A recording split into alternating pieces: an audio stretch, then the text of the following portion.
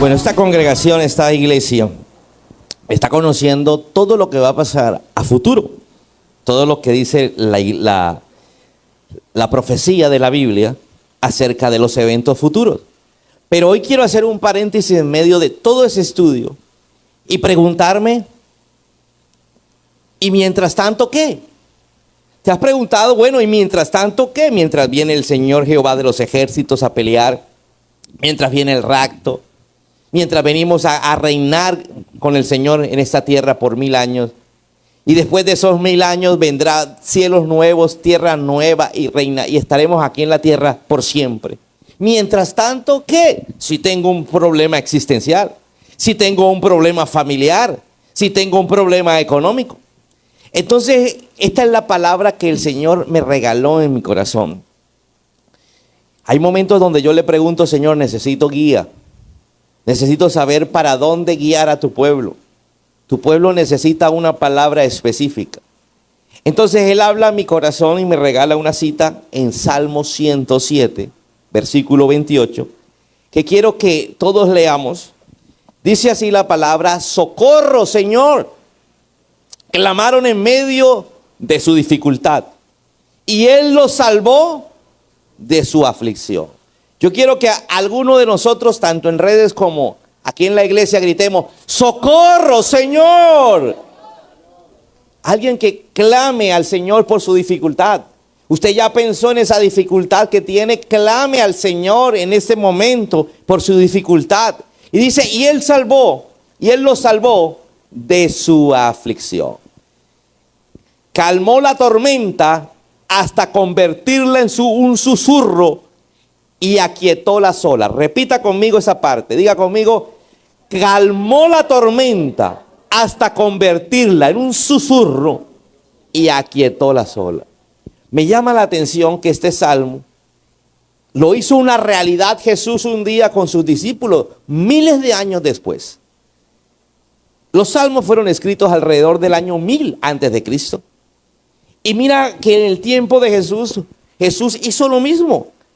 Vino y calmó la tormenta hasta convertirla en un susurro y aquietó las olas. Sigue diciendo el salmo: qué bendición fue esa quietud cuando los llevaba al puerto sanos y salvos. Todos nosotros hagamos de cuenta que estamos subidos en una barca. Una barca es un medio de transporte fluvial que no cuenta con motores, que no tiene mucha sofisticación. Lo más básico que usted puede trasladarse vía marítima. Usted está subido y de repente hay una tormenta. Y esa tormenta es la vida. Usted y yo podemos estar en una tormenta. Una tormenta de pronto con la esposa. O si eres la esposa, pues con el esposo. O con tus hijos, o con tus padres, o con un familiar, o económico, o existencial. Muchos están con una tormenta existencial porque realmente no saben ni qué hacer. No saben cómo ver la vida en este momento. Muchos se están ahogando en medio de esa tormenta. Hoy de pronto su barca se está anegando por una tormenta de salud o económica. Qué sé yo cuál es el agua que está entrando a tu barca. Pero el Señor me decía, la vida es un mar y en ese mar tú te transportas en una barca y esa barca muchas veces se encuentra con tormentas. Esto es un tiempo de tormenta, me decía el Señor. Pero quiero que le digas a mi iglesia que en medio de la tormenta no van a perecer porque yo voy a tener segura la barca. Porque es un tiempo donde el mundo entero, Colombia y el mundo entero, va a sufrir cambios, va a sufrir cosas que necesito hacer para alinear todo para mi venida. Así que necesito que ustedes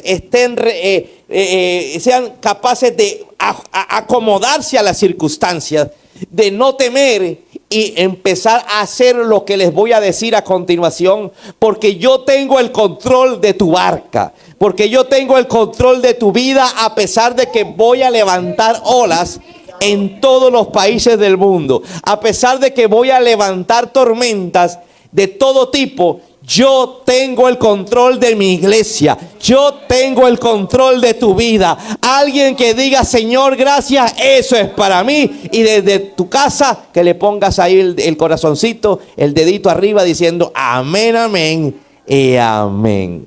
Sigue diciendo el texto en el Salmo, que alaben al Señor por su gran amor y por las obras maravillosas que ha hecho a favor de ellos. Mira, ellos pasaron por tormentas, pero Dios aquietó las tormentas, aquietó las olas y le empezaron a dar gracias, a decir que lo exalten públicamente delante de la congregación. Mira lo que Dios te está diciendo. Si Él decretó hace 2 jueves que Él iba a hacer milagros sobrenaturales de una cantidad mucho mayor a lo que ha hecho hasta el momento en nuestra vida, al punto de que tú en 3 meses vas a recibir más milagros que lo que has recibido en tu vida. ¿Sí? Es porque Él quiere que tú lo exaltes públicamente delante de la congregación y ante los líderes del pueblo. Lo que Él quiere es que tú hagas y des clara evidencia de que Dios ha sido real en tu vida. ¿Alguien me está entendiendo? Tu barca se está hundiendo, pero Dios va a hacer milagro para que tú abras tu boca y lo exaltes públicamente y la gente sepa que Dios tiene el control de tu barca. Amén. Entonces es importante entender para que las cosas sucedan, porque Dios hace las cosas con un propósito. Si no entendemos el propósito, por más que haya una palabra, no sucede nada en nuestra vida. En medio de esa barca que se está zarandeando en tu vida, que Dios te dice tengo el control, Él lo único que pretende es tomar el control de tu barca, aquietar la tormenta, para que tú tengas el coraje de decir públicamente, Dios hizo un milagro en mi vida. Amén. Así que prepárate para empezar un tiempo de testificación, de testificar lo que Dios ha hecho contigo en tu vida. Amén. Es un tiempo no nos puede dar pena, es un tiempo donde tú abórdame y cuéntame las maravillas que Dios está haciendo en este momento en tu barca. Una barca que está inestable, una barca que está zarandeada, pero en medio del zarandeo, Dios está cuidando de tu barca. Amén. Quiero llevarlos a Marcos capítulo 4, 1000 años después del Salmo que leímos. Marcos capítulo 4, versículo 35. Dice así: al atardecer, Jesús dijo a sus discípulos, crucemos al otro lado del lago. Así que dejaron a la multitud y salieron con Jesús en la barca, aunque otras barcas lo siguieron. Pronto se desató una tormenta feroz. ¿Una tormenta cómo? Y olas violentas entraban en la barca. Hoy una embarcación de poco tamaño. Dice que olas violentas entraban en la barca, la cual empezó a llenarse de agua. Me llama la atención, Marcos, que dice que otras barcas también lo siguieron. Nunca tenemos noticia de qué pasó con esas barcas, pero sí tenemos noticias de qué pasó en la barca que iba Jesús. ¿Aló? Dice, Jesús estaba dormido en la parte posterior de la barca. Varias barcas zarparon. Las barcas en general tuvieron que pasar por la misma tormenta. Pero había una en especial que era donde iban los discípulos, porque ahí iba montado Jesús. Te pregunto, ¿te estás asegurando que durante este tiempo que va a haber un colapso económico, un colapso político, un colapso comercial a nivel mundial y de Colombia? Te estoy preguntando, ¿te estás asegurado de que Jesús está en tu barca? Porque es que el único que te puede dar estabilidad a tu barca en medio de la tormenta es Jesús. Asegúrate que Él esté montado en tu barca. Y dice que Jesús estaba dormido en la parte posterior de la barca, con la cabeza recostada en una almohada. Los discípulos lo despertaron. Maestro, ¿no te importa que nos ahoguemos? Aquí viene un análisis que siempre he hecho. Jesús tenía una almohada y estaba recostado en la almohada, pero la barca se estaba hundiendo, se estaba llenando de agua y los discípulos estaban desesperados al punto que fueron a despertarlo y dijeron, tú no te da nada, mira, maestro, ¿no te importa que nos ahoguemos? Los discípulos sabían que se podían ahogar siendo pescadores expertos, siendo gente acostumbrada a estar en esa situación. Sabían que esta tormenta iba más allá de lo normal, de lo convencional.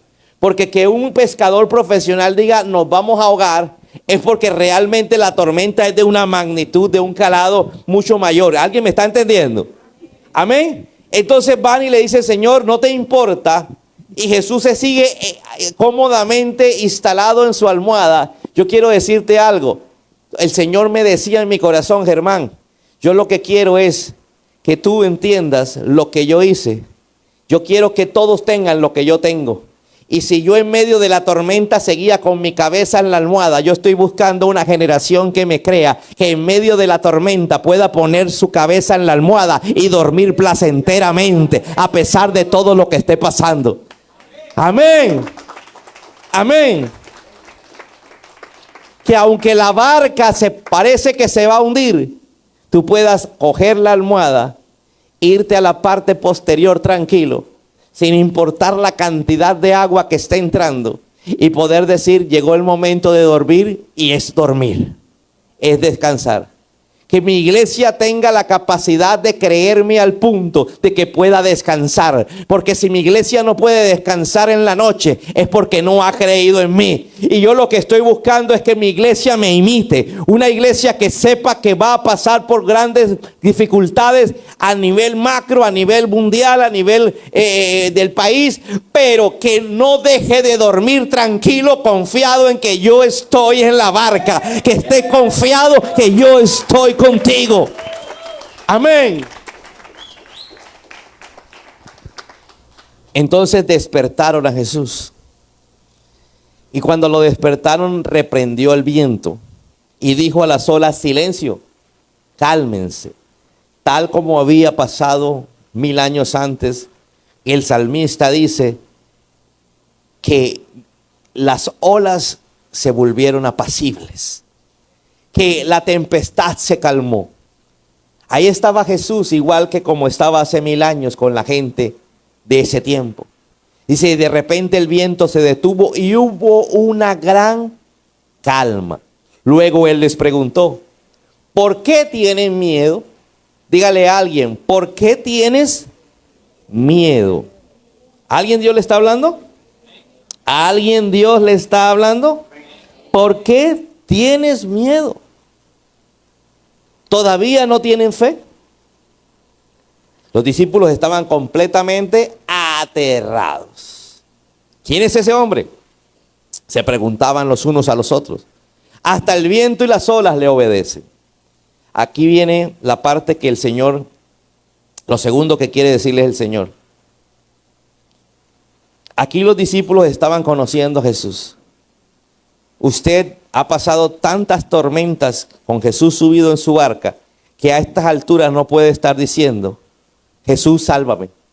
Que a estas alturas no puede estar levantando a Jesús, sino levantándose usted, porque usted ya tiene fe suficiente para hablarle a la tormenta. Amén. Por favor, ponme la última parte. Hasta el viento y las olas lo obedecen. Yo quiero titular el mensaje de hoy, hasta las circunstancias adversas nos tienen que obedecer. Diga conmigo, hasta las circunstancias adversas nos tienen que obedecer. Jesús vino y confrontó a los discípulos diciéndote, ¿por qué tienen miedo? ¿Acaso no tienen fe? Hoy el Señor pretende que a estas alturas de la vida nosotros que hemos caminado con el Señor como iglesia, tengamos fe suficiente para que en medio de cada tormenta podamos cambiar la circunstancia a nuestro favor. Escúchame lo que te estoy diciendo. No sabemos qué estaba pasando en las otras barcas, pero a usted no le importa lo que está pasando en las otras barcas, a usted le importa lo que está pasando en su barca. Entonces usted le va a hablar a las circunstancias, y a causa de que usted le habla a las circunstancias y la circunstancia cambia, también cambia para las otras barcas. Escúchame, iglesia. Usted y yo somos aquellos, Jesús dijo, ustedes son la sal de este mundo. A causa de ustedes, todavía el mundo no se ha desintegrado. ¿Cómo así la sal? Para alguien que en ese tiempo que no había un refrigerador, era necesario echarle sal a la carne para que la carne tuviera algunos días de vida útil, que no se dañara, no se pudriera. ¿Sabe? Nosotros somos la sal. Por la sal de la tierra todavía no ha venido el anticristo, dice la palabra del Señor. Mira, algunos dirán, el anticristo no venga. A mí no me interesa lo que diga la gente, a mí me interesa lo que dice la Biblia. ¿Aló? No, que el rapto no va a existir. A mí no me interesa la opinión de la gente, me interesa la opinión de Dios en la Biblia. Porque la opinión de Dios está puesta en la Biblia. Y Él dice que va a haber un rapto. Amén. Entonces, encontramos que todo se está alineando para la venida del Señor Jesús y para la aparición del anticristo. Por eso los sistemas políticos cada vez son más crueles.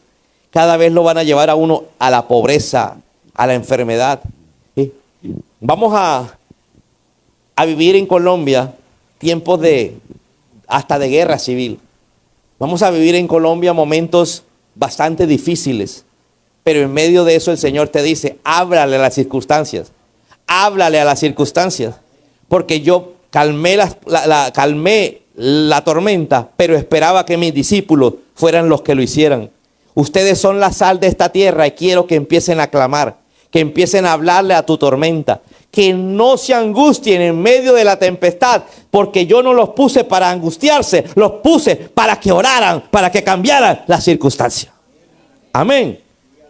Las circunstancias tienen que obedecerte, hasta las adversas. Por eso el Señor te manda a no tener miedo.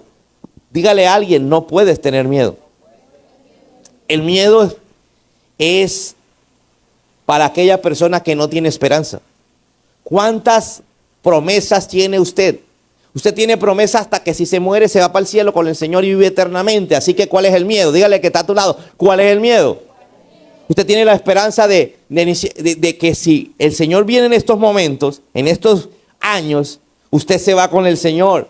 ¿Sí? Usted es raptado, aunque el que se quede no crea que hubo rapto. Amén. Porque hay gente que se va a quedar y no se va ni a percatar que tú te fuiste con el Señor. Amén. Entonces es importante entender que lo que el Señor quiere y le hizo la objeción a los discípulos es ¿por qué tienes miedo? Dígale a alguien, ¿por qué tienes miedo? Escribe ahí, ¿por qué tengo miedo? Escríbelo, ¿por qué tengo miedo? No es el tiempo de temer. No es que no tengo plata, es que me da miedo que la situación que va a pasar, mira, no tengas miedo, que miedo deben tener los que no tienen esperanza, pero usted tiene la esperanza puesta en el Señor y el Señor le dará la victoria. Usted tiene al Señor y sus hijos tienen al Señor, así que usted tiene puesta la esperanza en el único que es capaz de cambiar circunstancias. El Señor me decía, además de no tener miedo, usted tiene que aprender a tener paciencia. Algo que la iglesia muchas veces en este tiempo no tenemos. Porque hay que ser lógicos. Estamos en un tiempo que no hay paciencia, pues todo es rápido. ¿Sí? Aprendimos a cocinar en un horno microondas rapidito. ¿Sí? Una freidora, todo es rápido. ¿Sí? Usted necesita plata y entra ahí al celular, tic, tic, hace una transferencia rápido, todo es rápido. Antes usted tenía que ir hasta el banco. Pero estamos en un tiempo donde todo es rápido. Usted necesita ropa, ya no necesita ir hasta la tienda, sino usted mira en internet, compra esto, pam, pam, y le llega a la puerta de su casa. Todo es rápido. Pero el Señor nos dice, es el tiempo de aprender a tener paciencia, porque hay cosas que no van a cambiar inmediatamente. Hay tempestades que duran un tiempo, pero te toca aprender a no tener miedo y a tener paciencia, porque yo estoy obrando en ti a mi favor, porque yo estoy cambiando tu carácter, yo te estoy formando y en medio de esa prueba, de esa formación, estás generando paciencia, aunque te desespere, aunque quieras gritar, el Señor te dice, tienes que aprender a tener paciencia. Amén. Levánteme la mano los impacientes. Nos toca aprender a tener paciencia en un mundo convulsionado. Si usted quiere ir en el rapto, le toca aprender a tener paciencia. ¿Por qué? Porque si no, entonces no se va en el rapto.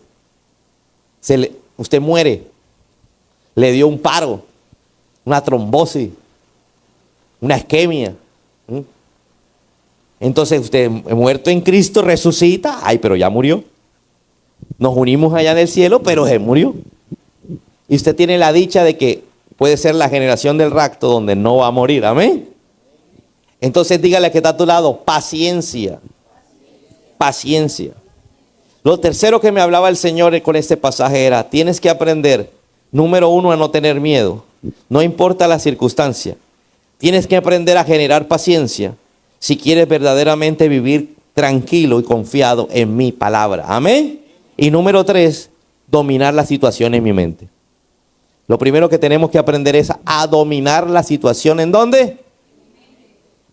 Antes de dominarla físicamente, materialmente, tengo que dominarla en mi mente. En mi mente esa situación me da vueltas. Por eso el Señor dice que tenía una almohada. Me llama mucho la atención la versión de Marcos, que tenía una almohada y confortablemente estaba dormido en la parte posterior de la embarcación, de una pequeña embarcación. Lo que nos estaba diciendo es que quiero que sean como yo, que sean capaces de dormir tranquilamente a pesar de que la barca se esté hundiendo. Entonces eso es dominar la situación en tu mente. Amén. Diga conmigo, voy a aprender a dominar la situación. Antes de alterarme, antes de sufrir, porque es que la gente sufre anticipadamente. La gente se da mala vida anticipadamente.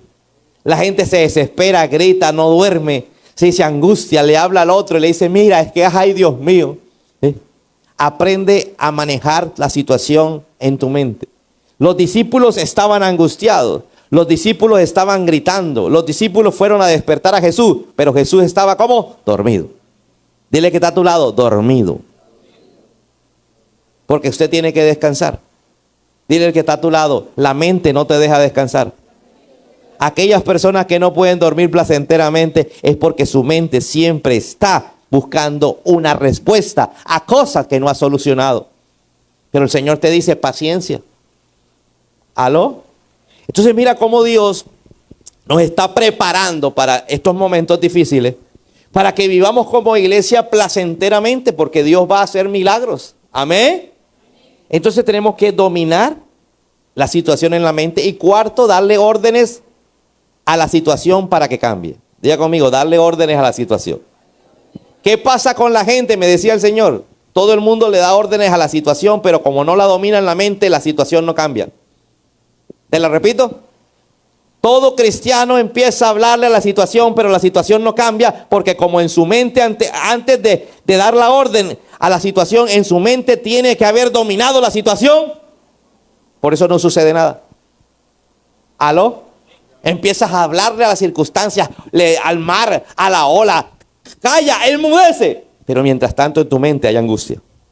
En tu mente estás derrotado. En tu mente no crees.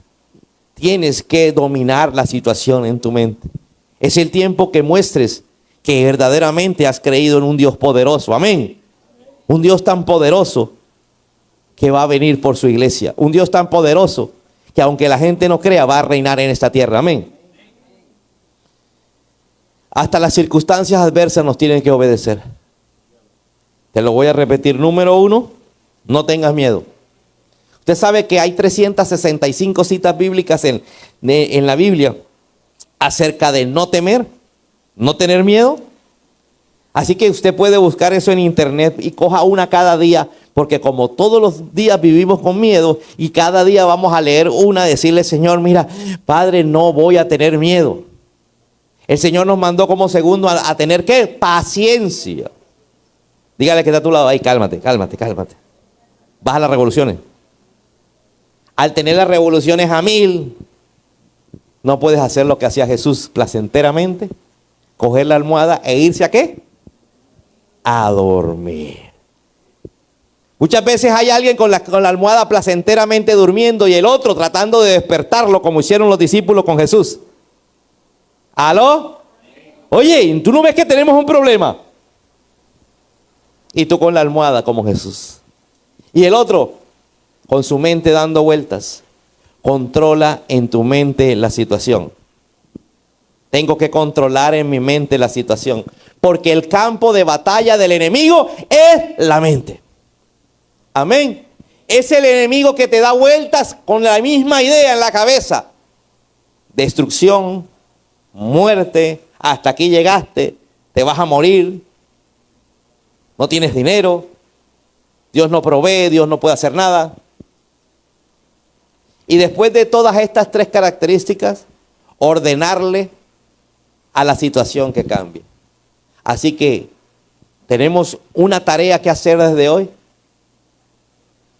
Le vas a hablar a la almohada y le vas a decir, tú vas a ser testigo de mi paz mental. A partir de hoy, quiero que hables con la almohada y le digas, tú vas a ser la primera que vas a darte cuenta que voy a empezar a confiar en el Señor. Amén.